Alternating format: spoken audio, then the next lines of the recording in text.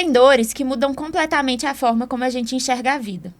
Quando a gente perde alguém que a gente ama, tudo nos é tirado durante um momento da vida.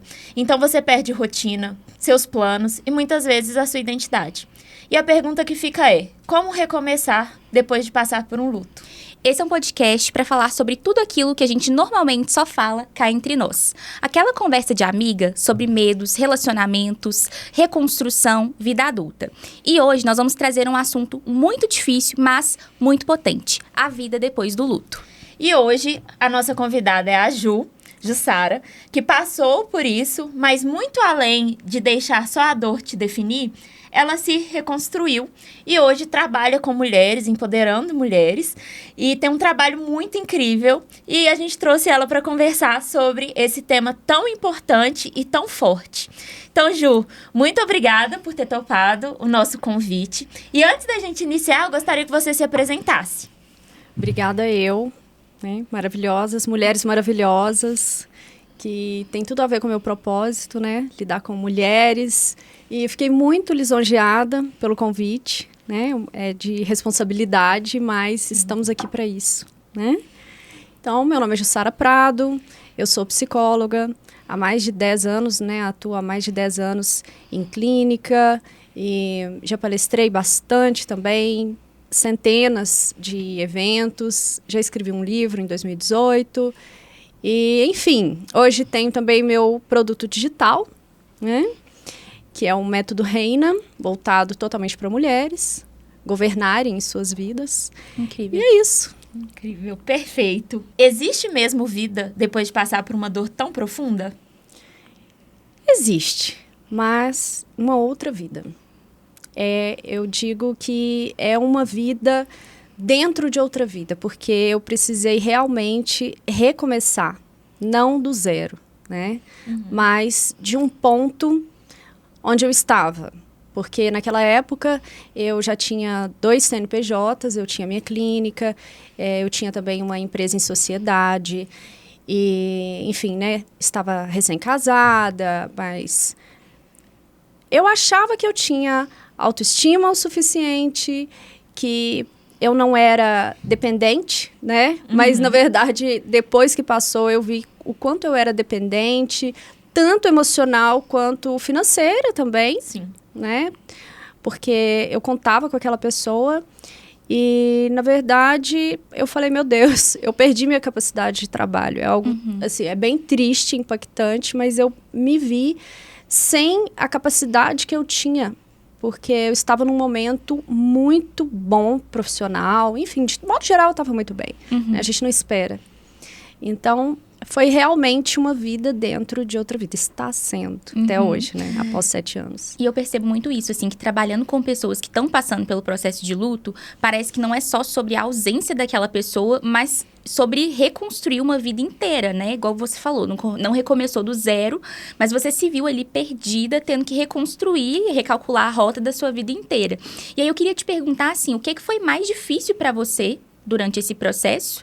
E se você em algum momento sentiu culpa pela reconstrução, assim, você precisava reconstruir, mas ao mesmo tempo você sentiu culpa por ter que seguir em frente? Com certeza, eu acho que a mulher, ela nasce uma mulher e nasce a culpa junto, né, gente? Com certeza, toda mulher vive à base de culpa. É impressionante, claro que sim. Sim. Né? Principalmente no primeiro ano, né, eu tentava mostrar que eu era forte, né? Tentei trabalhar muito naquele ano, que era o ano de 2019, com projeto social, dar suporte para outras pessoas também. Então, quando na verdade eu estava com dificuldade de olhar para mim, mas a culpa estava sempre me acompanhando, né?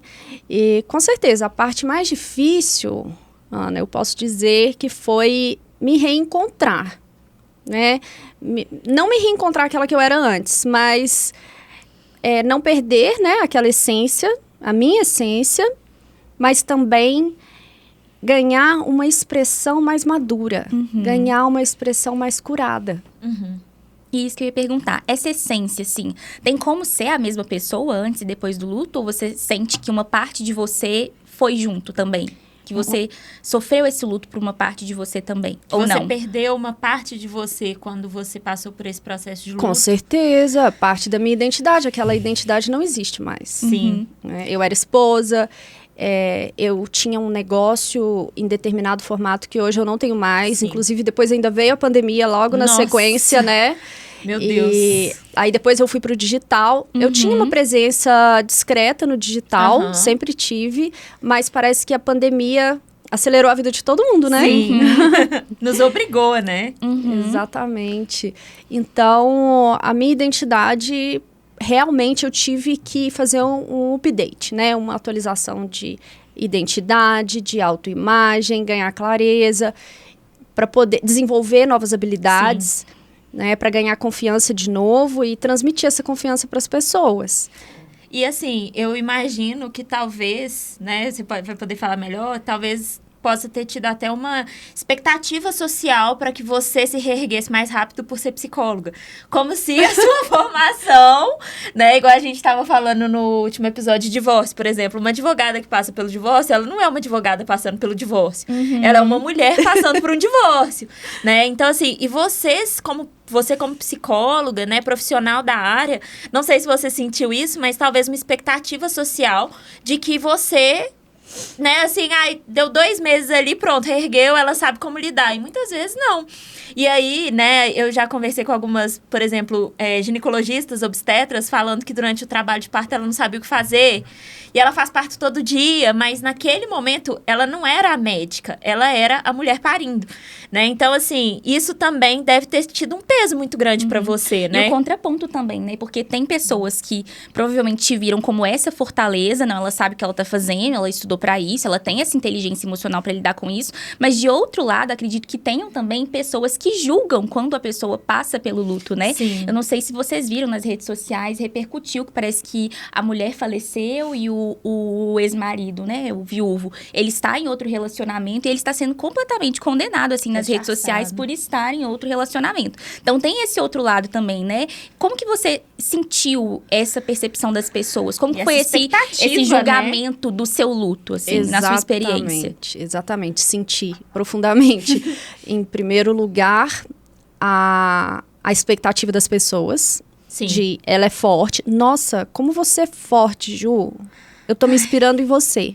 Meu Deus. Porque quando aconteceu comigo, não aconteceu apenas comigo, né? Foi um acidente de trabalho que deixou também outras viúvas, outros viúvos, enfim, outras pessoas, órfãos. Foram muitas pessoas, né? Foi um acidente. E, no caso, essas pessoas... Eu fui trabalhar com um projeto com essas pessoas. Nossa. Então... foi um chamado forte, só que eu não estava bem. Só que naquele momento, sim, eu vivia daquela forma, né? Na época, eu não tive esse cuidado comigo. Eu queria ser forte, eu queria fazer alguma coisa. Então, eu fazia o que eu podia. Existiu muita expectativa. E sim, essa crença, né? Ela é psicóloga, ela... Vai saber lidar. Ela tem a regulação das emoções dela super ok. Não é bem assim, né? Não é bem assim, porque ali eu tava dentro da situação. Ali você não era a médica fazendo parto, você era o que tava sofrendo ali, né? Exatamente. Então, eu realmente senti uma regressão. Essa é a melhor palavra que eu posso definir, sabe? Eu tinha, digamos que, um nível de consciência, de maturidade, de inteligência emocional. E naquela fase, naquele período do luto, eu realmente senti uma regressão. É como se eu me tornasse mais imatura, mais vulnerável, mais sensível, né? Tudo isso. Mas é um processo. Com certeza. E aí, pouco a pouco, eu fui, sim. Aí eu aceitei, porque no começo tem a negação, né? A minha maneira de negar a situação era focando totalmente no trabalho, mergulhando, era fuga. A minha fuga foi essa, foi no trabalho. E depois, todo extremo bate. Eu digo que todo extremo vai bater na outra ponta depois, obrigatoriamente. Então, depois eu precisei parar de trabalhar. Todo excesso esconde uma falta. Exatamente. Né? Então, eu precisei parar de trabalhar depois, que eu falei, meu Deus, eu não tô bem. Eu não consigo ajudar mais ninguém. Vou ter que parar para cuidar de mim. E o julgamento, né? Que foi a segunda pergunta. Né? O julgamento extremo, mas eu senti muito mais porque eu era mulher, sendo honesta. Então, um dia, né, já tinha uns meses, um dia eu resolvi passar um batom vermelho, eu me lembro. E uma mulher, inclusive foi uma mulher, me questionou, nossa, você tá com um batom vermelho. Meu Deus. Você não tá em luto? Isso era, acho que 2020, um ano depois, assim. Parece que não basta você estar mal, elas precisam te ver mal, né? Exatamente. E eu não sou muito de fingir, né? Eu poderia estar vivendo durante um período um auto-engano, né? Eu tava em auto-engano. Mas fingir, sabe? Demonstrar uma aparência para agradar as pessoas, isso eu nunca fui. Na verdade, eu prefiro desagradar, né? Porque a gente provoca uma seleção das pessoas. Com certeza. Verdade. A coragem de desagradar é uma coragem muito difícil, né? Porque ser a queridinha e ser a boazinha que todo mundo te ama é muito fácil. Aprender a falar não é um desafio, né? Para a maioria das mulheres. E eu venho desenvolvendo isso cada vez mais, né? Acabar com a necessidade de validação. Sim. E a desagradar. Nossa. E a sua jornada, assim, em busca do empoderamento mesmo, da independência, você começou a ser mentora de mulheres, foi depois desse episódio ou você já vinha nessa trajetória, dessa jornada? Como é que foi isso pra você? O modelo de trabalho que eu segui durante um bom tempo foram os atendimentos em clínica mesmo, né? As sessões de psicoterapia. Então, nesse processo, e também avaliando para trás, como eu já fui empresária, palestrante em muitos eventos, já trabalhei em empresas também, empresas excelentes, né? Essa parte de anos atrás. E chegou um momento que eu senti que eu poderia me tornar uma mentora. Porque eu estava gerando transformação na vida das pessoas, né? Resultado, já tinha ali um método, né, que hoje eu consegui colocar em um produto digital, que não é a mesma coisa de você acompanhar individualmente uma pessoa, mas esse método funciona também, até no digital ele funciona. E hoje em dia eu não atendo mais, né, atendo pacientes antigas que estão legal. comigo. Eu não abro a agenda para psicoterapia em sessões, assim, eu já tenho, mas a mentoria, eu ainda tenho algumas vagas, né, para mentoria. Excelente. Porque é um processo mais curto, mais objetivo, voltado para resultado. Entendi. E me tocou muito quando você falou que você, mesmo não se percebendo dentro do relacionamento como uma pessoa dependente, com o luto você viu que você era, né? Sim. E hoje, sendo mentora de mulheres, como que você, assim, defende essa relação entre autoestima, independência? Como isso pode ajudar as mulheres, né, nessa fase de reconstrução? Sim, perfeito. Que seja por o luto, como você, que ficou viúva, ou qualquer outro tipo de luto, né? Sim. A gente fala que muitas vezes a pessoa termina um relacionamento, por exemplo, ela passa por um luto, né? Da expectativa do que poderia ser. Quem nunca sofreu em posição fetal por causa de um término, né? Eu acho que todas nós já sofremos. Com certeza. Ou então, assim, e não necessariamente um luto de viuvez, como é o seu caso. A gente acompanha muitas mulheres, a gente vê, né? Nesse momento que eu tô gestante, eu vejo mulheres que passam por luto pela perda de um filho. Verdade. Pela perda gestacional, que a pessoa sofre muito, é uma dor muito grande. Então, assim, o luto não necessariamente, né? Pela morte, pelo falecimento de alguém, mas um luto por qualquer coisa. Às vezes, assim, ser demitida, né? Qualquer coisa nesse sentido que mexa com a sua identidade mesmo, né? E te causa uma dor muito extrema. Com certeza. Todo fim de ciclo traz um luto, gera um luto, com certeza. E isso vai depender do seu nível de completude, que eu costumo chamar, para passar por essa jornada. Na época, eu não tinha integrado em mim as habilidades masculinas, digamos assim, né, que a gente chama da energia yang, né, na cultura chinesa, ou na psicologia junguiana, que é o inconsciente feminino e masculino, ânimos e anima. Eu não tinha integrado e amadurecido em mim as habilidades puramente masculinas. E todos nós temos energia feminina e masculina. Então, hoje em dia, inclusive, existe um desserviço, né? Eu falo que é um desserviço da internet, porque as pessoas... Você precisa ser feminina. Você precisa ser masculina. Só feminina, né? Pra você, enfim, atrair um provedor. Gente, que bom se o homem ele é provedor. É uma consequência, porque enfim, ele plantou, né, pra ser assim. E a mulher também por ter esse magnetismo de atrair um homem protetor, provedor, que é o ideal realmente. Mas isso não pode impedir a mulher de se desenvolver nesse empoderamento feminino, nesse amadurecimento que eu chamo de divino feminino. Nós somos um divino feminino em potencial. O que é isso? E a gente precisa de ter a força, né? A mulher, apesar de que a gente não acha que a mulher, por exemplo, ela precisa ser forte de dar conta de tudo, mas existem situações que a gente precisa ser forte e lidar com aquilo, né? Não lidar com tudo, mas lidar com aquilo. E essa questão do yin yang, inclusive, né? Eu sou consultora de imagem também. Na consultoria de imagem, a gente trabalha isso na própria imagem. Então, por exemplo, aqui o blazer, que era uma coisa só de homem, linhas retas, estruturadas, ele traz imponência, né? Então, em alguns momentos, a gente precisa, sim, trazer um pouco do masculino, entre aspas, até no nosso relacionamento, porque senão você vira a Amélia, que abaixa a cabeça pra tudo, que o homem pode fazer tudo, né? Aquela questão de você não ter voz, você não ter realmente, assim, identidade, porque é a outra pessoa que vai saber por você, né? Então, desculpa, eu te cortei pra falar do divino mas foi feminino. Um corte excelente. Mas, assim, eu acho que é interessante a gente levantar essa bola, porque acaba que todos os episódios a gente tá levantando um pouco dessa bola, porque é uma coisa que nas redes sociais hoje ficou normalizado, né? E eu acho que a gente entra num risco muito grande de completa dependência, porque a gente precisa aceitar que as relações, elas são finitas. Exatamente. E não finitas porque necessariamente a pessoa vai escolher deixar você. Elas são finitas porque essa pessoa pode ir embora de outras formas. Igual você que passou por um luto, né? E aí você se viu uma situação que não foi uma escolha do seu marido te deixar. Exato. Mas você se viu na situação de estar sozinha e precisar lidar com as questões da vida. Então a gente precisa aceitar que nem sempre vai ter uma pessoa ali pra resolver tudo pela gente. E que a gente também não pode se colocar nessa posição de vulnerabilidade, de entregar a solução da nossa vida nas mãos de outra pessoa. É claro que é excelente ter alguém pra fazer pela gente. Eu adoro que as pessoas façam as coisas pra mim. Receber, né? Eu amo receber. Maravilhoso. Mas eu também, assim, tá?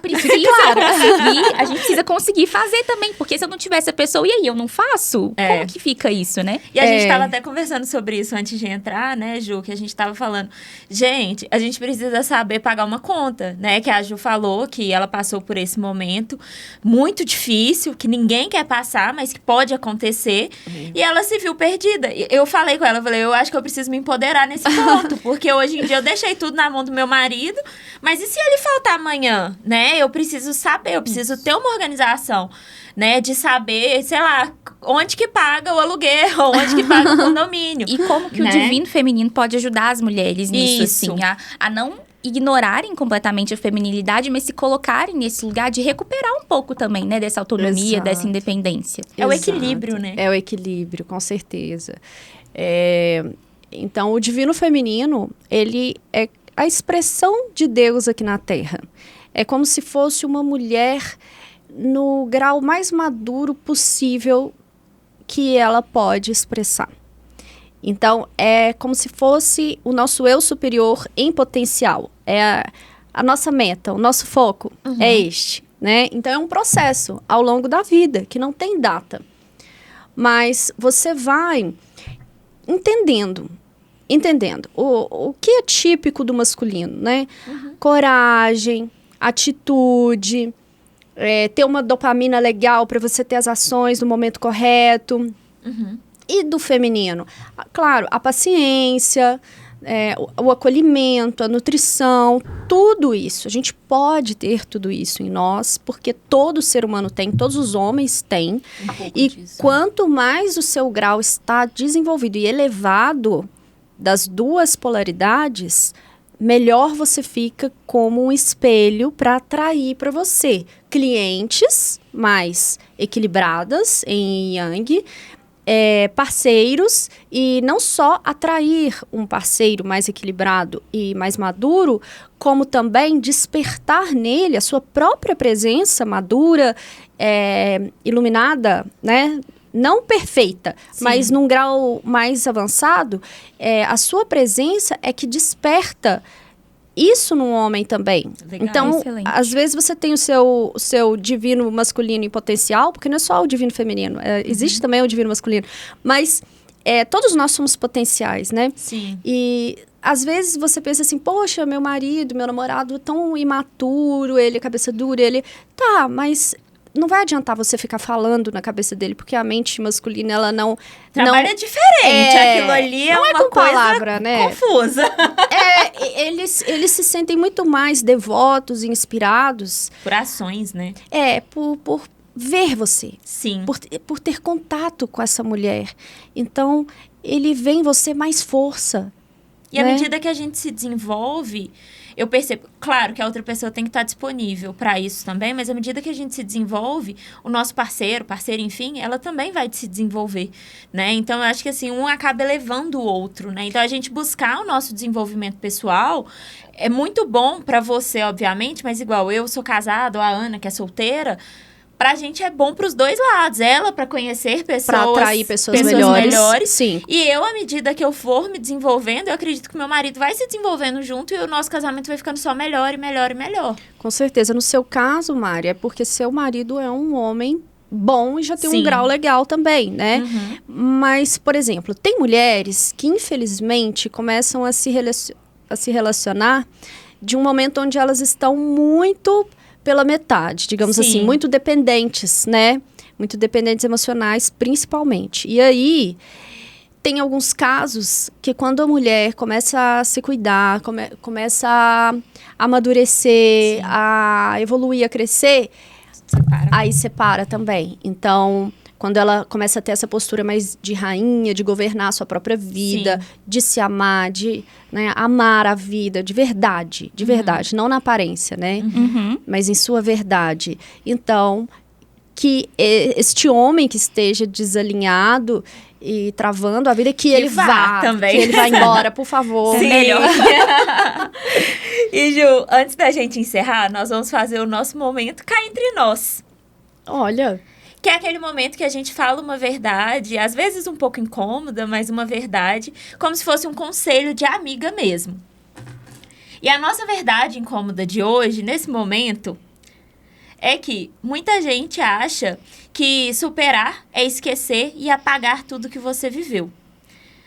Mas às vezes seguir em frente é literalmente a única coisa que te resta. Então, qual conselho você daria para mulheres que estão passando pelo que você passou, né? Ou, assim, que realmente estão vivendo um momento difícil, mas que precisam resgatar o seu poder, né? Resgatar ali algo que ela sente que ela perdeu e gostaria realmente de trazer a sua melhor versão.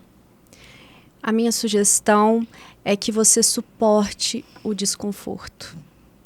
Que você saiba que, infelizmente ou felizmente, o príncipe não virá te salvar. A solução não vai cair no seu colo. Você precisa ser a sua rainha, a rainha da sua vida, que age e que é madura, consciente e que também não faz as coisas na loucura, mas que pouco a pouco, com amorosidade, com um carinho por si mesma, vai conseguir mudar o cenário. Perfeito. E assim, talvez o recomeço, igual você falou, não é voltar a ser quem você era antes, né? Mas realmente trazer a sua melhor versão. Nesse momento, depois de todas as mudanças. Sim. Acho que não tinha jeito melhor de encerrar, né, esse episódio. A gente sabe que a vida muda muito a gente, né? Mas às vezes justamente nesses momentos de mudança, de transformação, é que a gente encontra versões de nós mesmas que nós não sabíamos que existia, mas das quais nós temos muito orgulho, né? Acabamos tendo muito orgulho. Eu tenho certeza que você tem muito orgulho, né, da sua história, olhando pelo que você passou. Com certeza. Antes me doía muito, né? Eu ficava muito engatilhada quando eu ainda não tinha cuidado de cada dor, Sim. de cada machucado, de cada ferida mesmo, né? Mas hoje em dia eu tenho gratidão, por incrível que pareça, porque vieram muitos aprendizados Então, é estranho, pode soar estranho, mas foi uma bênção no sentido de quanto amor Deus tinha por mim, né? Porque Ele me permitiu acordar, amadurecer, despertar e trazer mais significado para minha vida. Antes disso tudo acontecer, eu já subi em palco para palestrar. Um dia eu fui subir num palco, lá em São Paulo, e aí eu me perguntei, meu Deus, tem tantos palestrantes com histórias tão profundas, eu não tenho essa história. Você acredita? Eu não tenho uma história que pode despertar uma pessoa. Sim. E, por incrível que pareça, né, passando por isso, tendo sido um experimento, digamos, de um trauma, de uma reconstrução mesmo, né, de um amadurecimento desse feminino, hoje eu acho que eu posso realmente inspirar outras pessoas, ajudar, servir. Com certeza assim, você inspira. Com certeza você inspira. E abraçar a sua história, tudo que você passou, né? E com isso a gente encerra o podcast de hoje. E se esse episódio fez sentido para você, te tocou em algum momento, compartilha com alguém que também precisa ouvir o que foi conversado aqui. E a gente te espera no próximo episódio.